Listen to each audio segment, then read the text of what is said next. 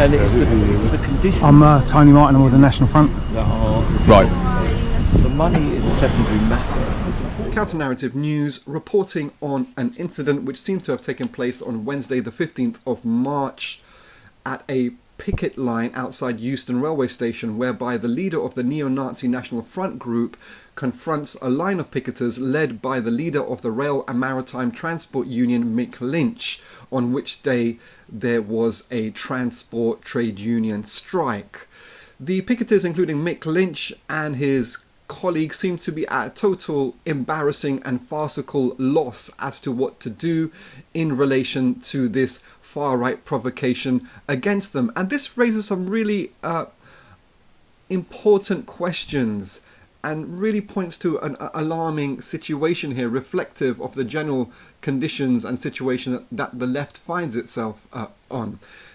One, we are living in a period of growing fascisization and growing vicious racism, which is just a vicious form of anti-working class politics, led by a far-right Tory regime, particularly after the Brexit victory of June the 24th, 2016, which really unleashed this vicious far-right racism and brings all of this far-right politics into the centre political ground. As it does so, it's only been able to do so because the left have been absent in their obligations and duties around the challenges of anti-racism and anti-fascism. Considering which we're living in this climate in which we have a far-right Tory state which is emboldening the far-right grassroots, and the far-rights are taking the streets increasingly and defeating the left incessantly, it seems, one would have thought that it's the responsibility of trade unions and especially their leaderships to ensure the total safety of their members conducting their work, especially around trade union strikes, that in the event of a fascist provocation that it will be dealt with quickly and firmly. But that's clearly not the case here, where we have a somewhat of a Mr. Bean type of political cultural aesthetic of a bunch of lefties bumbling around, not knowing what to do at all. It's not for customer safety. Throughout the pandemic, I was getting on trains that were overcrowded because the previous train had been cancelled.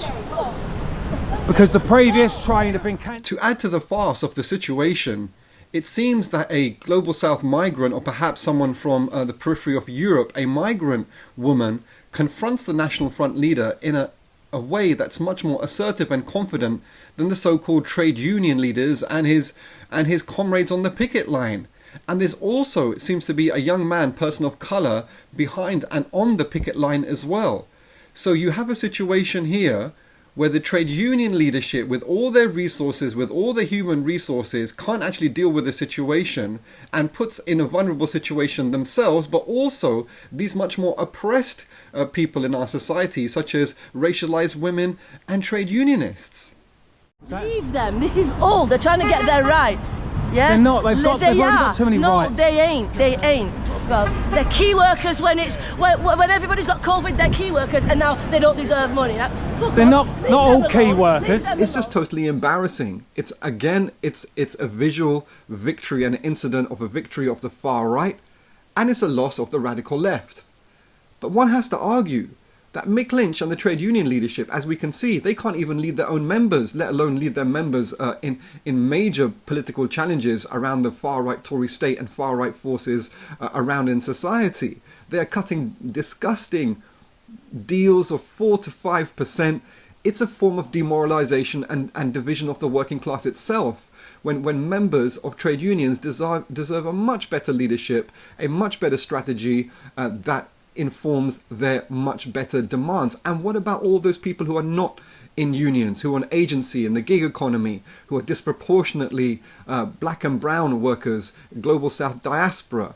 This is extremely poor on the picket lines. It's extremely disappointing, and really it indicates that people should not rely at all on this type of useless, corrupt, dysfunctional political leadership of the trade unions on the left, and the grassroots must develop their own organizations and their own leadership that's actually fit for the basic purposes of the working class struggle. Many thanks.